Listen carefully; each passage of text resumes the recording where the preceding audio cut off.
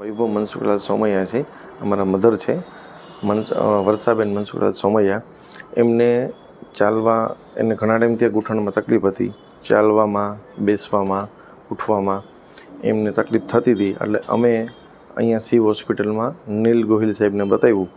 એમના સજેશન પ્રમાણે એમને જે રિપોર્ટ્સ કર્યા એ પ્રમાણે એમને ગોઠણમાં ઘસારાનું સજેશન કરેલું અને કીધેલું કે એમાં ઓપરેશન કરીએ.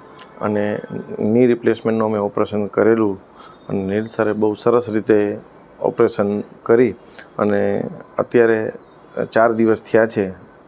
ઘણી રાહત છે મમ્મીને દુખાવામાં, અને એમાં ધીમે ધીમે અત્યારે ચાલે છે અને કસરત બી કરે છે.